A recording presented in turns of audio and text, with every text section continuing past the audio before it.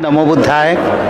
सोलापुरातील आमराई येथील हौसे वस्तीतील सिद्धार्थ बुद्ध विहार येथे आज आपण आलेलो आहोत. इथं 10 दिवसाचं श्रामणेरी शिबिर इथं आयोजित करण्यात आलेलं आहे.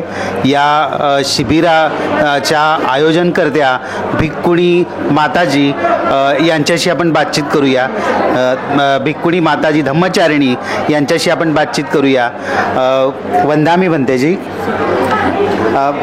भंतेजी, मी असं विचारू इच्छितो की हे शिबिर जे आयोजित केलं आहे त्याच्या मागचा हेतू काय आहे? ही शिबिर जे आयोजन केलेलं आहे ह्याच्या मागचा हेतू बोधिसत्व डॉक्टर बाबासाहेब आंबेडकर यांची धम्मक्रांती न भूत न भविष्यती ह्या क्रांतीला पुढे घेऊन जाण्याचे संस्कार होण्यासाठी आणि आजच्या ज्या महिला आहेत ह्या धार्मिक झाल्या पाहिजे, कारण कर्मकांडातून मुक्त झाल्या पाहिजे, अंधश्रद्धेतून मुक्त झाल्या पाहिजे, हा हेतू आहे. आणि म्हणून आज घराघरात फिरून 2 महिने आमच्या ह्या श्रामणेरीला तयार करायला लागलेला आहे. कोणी रडत होतं तर कोणी दुःखी होत होत्या. आमचे केस कापायचे, केसात महिलांचं सौंदर्य आहे. आणि अन्न नसलं तर चालेल पण माझी केस आणि माझा चेहरा चांगला पाहिजे, असा महिला एक सौंदर्य नामरूपामध्ये गुंतलेले आहेत.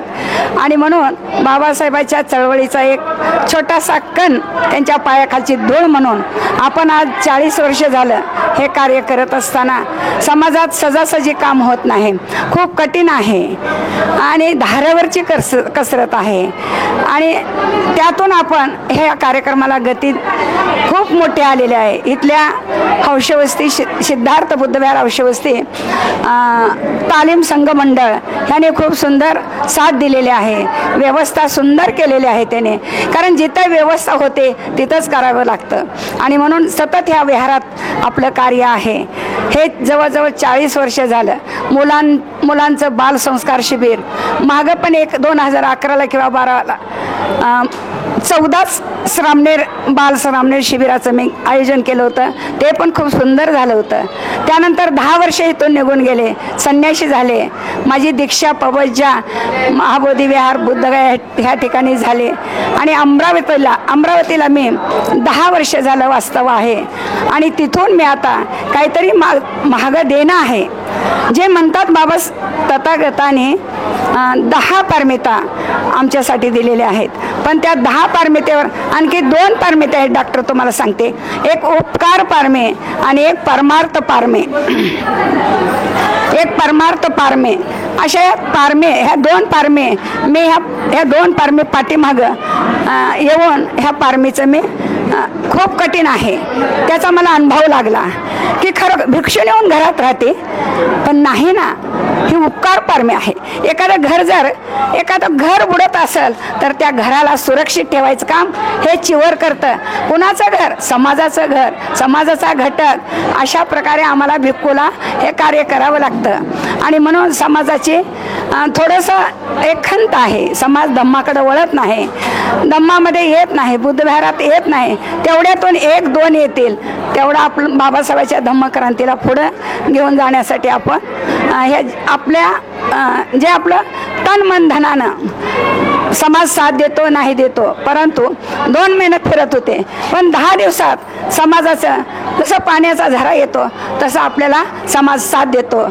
तन मन धनानं आर्थिक सहाय्य, चिवरदान, भोजनदान, अर्थदान, ज्या माझ्या महिलाने हे सहाय्य केलेलं आहे. म्हणजे चिवरदान, अर्थदान, भोजनदान, नाश्ता, केळी हे सर्व तुमच्या समाजाच्या जीवावर कार्य आहे. आम्ही फक्त माध्यम आहे की आम्हाला परिश्रम करावं लागतं, कारण आमच्याकडे खूप शक्ती आहे, पण तुम्हाला इथं आणण्यासाठी आम्हाला त्याचा वापर करावा लागतो. आणि अशा प्रकारे आपण धम्माच्या कार्याला खूप मरेपर्यंत माझा संकल्प आहे. मी जे एक महिला घडलेली आहे तशी माझ्यानंतर एकच महिला असा बाबासाहेबाचा रथ घेऊन जाणार आहे. ह्या प्रत्येक महिला मुंडन केल्यात म्हणून भिक्षुणी होत नाहीत, त्या खूप सुंदर प्रशिक्षित होणार आहेत. त्या समाजाला खूप सुंदर आणि सुंदर मार्गदर्शन ठरणार आहे. आपला संसार, पती, परिवार, समाज घेऊन जाण्यासाठी ह्या 10 शिलामध्ये आज 10 दिवस आहेत. अशा ह्या आमच्या महिला धम्म प्रशिक्षित घेऊन आणि परिश्रमाला आपल्या गती आलेल्या आहे, साथ आलेले आहे. आपलं शिबिर खूप सक्सेस झालेलं आहे. खूप सक्षम. म्हणजे हे करण्यासाठी असा एक गुण पाहिजे, त्यागाचं गुण पाहिजे, शील पाहिजे त्यामध्ये, तरच हे काम होतं. लोक कोणीही किती निंदत असले तर अरे अरे ते कार्य चांगलं आहे, तर ते कुठं ऐकायला मिळतं? धम्मामध्ये मिळतं. आणि ते धम्मकार्य असं असते, कोणत्याही प्रकारचं थोतांड किंवा अन्य राजकारण ह्याच्यामध्ये नाही. आता लोकांची एक भावना झालेली आहे की इथं राजकारण आहे. आता ताईनं आता बोलल्या बाबासाहेब सर्वांचे बाप होते, तर आपण ह्या बापाचं कार्य आपण करत आहात. आणि खरं हे महत्त्वाचं आहे. कोणत्याही तथागतात कार्य करत असतील तर आपण एकत्रित येणं गरजेचं आहे. धम्म कार्याला बुद्ध विहारात येऊन आपण पंचशिलाचं पालन करावं. आज इथं भिक्खू आहे, तुम्हाला मी सामान्य समजते किंवा कसं समजा, पण ह्या बुद्ध विहारात तुम्ही आलं पाहिजे. शेवटच्या क्षणापर्यंत मरेपर्यंत माझं हे कार्य चालू राहणार आहे. कोणी निंदू वंदू, पण आम्ही एखादी महिला मुलांचं संस्कार द्यायचं मी काम डॉक्टर करत आहे आणि ते करत राहणार आहे. आणि त्याला मात्र खूप गती चांगली आहे, कारण 10 वर्ष आपण इथून गेलो तर पुन्हा जंगल वाढलेलं आहे. तर भारतीय बौद्ध महासभेचं कार्य आहे, पण तो ह्या चिवराला खूप महत्त्व आहे. आणि चिवर परिधान करून कार्याला खूप सुंदर गती येते, कारण भगवंताने दिलेले हे चिवर आहे. आज हे भिक्षू कुठेही कामाला जात नाही आणि कुठेही बिझनेस करत नाही, परंतु समाजाने दिलेल्या त्यांच्या दानावर भिक्षूची उपजीविका आहे. आणि ही उपजीविका खूप सुंदर आहे. कसे तर समाजाच्या कष्टाचं आपण खातो, तर समाजाचं काहीतरी देणं आहे. आणि म्हणून या समाजाचं आपण खूप तन मन धनानं या समाजाचं रक्षण कसं करायचं, तर यांना धम्म संस्कार द्यायचे. धम्म संस्कार देऊन बाबासाहेबाच्या क्रांतीला पुढं घेऊन जाण्यासाठी अनेक धर्माचे लोक आपापल्या धर्माचे संस्कार देतात. मुसलमानाचे लोक म्हणतात की मुंज झाल्याशिवाय हा खरा मुसलमान होऊ शकत नाही. ब्राह्मण म्हणतात की मुंज झाल्याशिवाय हा माझा ब्राह्मण मुलगा होऊ शकत नाही. तसं बौद्ध धर्मामध्ये सुद्धा प्रशिक्षित श्रामणेर झाल्याशिवाय खरा बौद्ध होऊ शकत नाही. आणि ही संकल्पना हाती घेऊन शेवटी आणखी एक माझी इच्छा आहे की ह्या सोलापूर शहरामध्ये विपश्यना सेंटर व्हावं, भिक्खुनी ट्रेनिंग सेंटर व्हावं. अशा म्हाताऱ्या आहेत आणि अशा मुली तिथं घडतील आम्ही जिवंत आहे तोपर्यंत. असं कुणी बी हे घडू शकणार नाही, कारण हे खूप कठीण काम आहे. तर ज्यांच्याकडे ही कला आहे त्यांचा तुम्ही पुरेपूर समाजानं फायदा घ्यावा. इथं गट तट किंवा अन्य प्रकाराचं आपण इथं काही करू नये.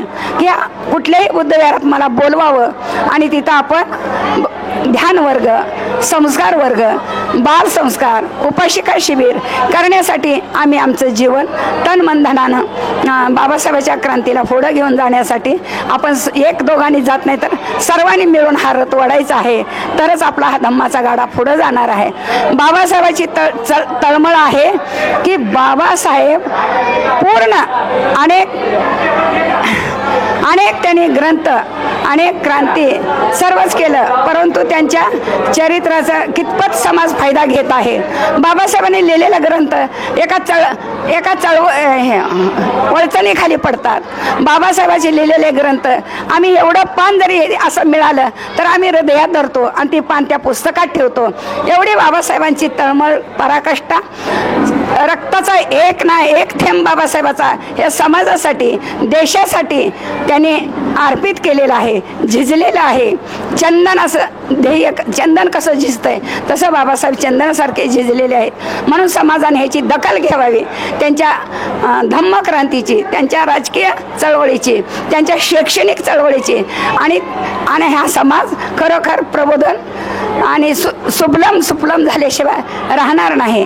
तेव्हा इथं एवढंच 2 शब्द बोलते आणि आमच्या श्रामणेरी भिक्खू संघाचा आपण खऱ्या अर्थानं 2 शब्द घ्यावं. डॉक्टर धन्यवाद. आपले कुठलं चॅनल आहे? महाकरुणिक प्रोडक्ट्स. आणि डॉक्टर आदरणीय मस्के सर डॉक्टर आहे ते, तर त्यांनी इथवर आपल्या समाजाचं बाबासाहेबांच्या चळवळीला त्यांचा योगदान आहे. बाबासाहेब म्हणतात ज्या चळवळीला खऱ्या अर्थानं चळवळीचं प्रसिद्ध माध्यम नाही, तर ती चळवळ पंख तुटलेल्या पक्षासारखी आहे. ह्या शब्दाला त्याने अगदी पुढं आणून ह्या चळवळ महाकारुणिक प्रोडक्ट्स का आणि ते घेऊन इथं आलेले आहेत. खूप खूप डॉक्टर धन्यवाद. आमच्या भिक्खुनी आहेत माझ्या अकोल्याच्या, त्या पण मार्गदर्शन शीलरक्षिता त्यासुद्धा मार्गदर्शन आज 10 दिवस 11-12 दिवस झाला आलेले आहेत, त्या इथं आलेल्या आहेत. तर त्यांना सुद्धा मी धन्यवाद देते. त्यांच्यामुळं सुद्धा शोभा आलेली आहे. अनेक माझ्या भिक्षुनी येऊन गेल्या 4-4 दिवस, त्यांच्यामुळं शोभा आली. आणि कारण नांदेडच्या आल्या, गुलबर्ग्याच्या आल्या, म्हणून आम्ही काही असो पण आमच्या भिक्खूने प्रत्येक जिल्ह्यात जातात आणि असा शिबिराचं आयोजन केल्यानंतर मार्गदर्शन करतात. खरोखरच धम्मामध्ये तू मी नाही किंवा जातपात नाही, खूप सुंदर गती आहे. म्हणून शुद्ध भाव जागा ठेवून राग, द्वेष, मोह, क्रोध, तृष्णा, लोभ ह्या साऱ्या गोष्टी अकुशल कर्माला बाजूला सारून माझ्या ह्या श्रमनेरी पुढाने पुढं जातील. त्यांना सर्वांना मंगलकामना आणि तुमच्या प्रोडक्शन महाकारुणिक यांनाही तुम्हाला धन्यवाद देते. खूप मंगल. साधू साधू साधू.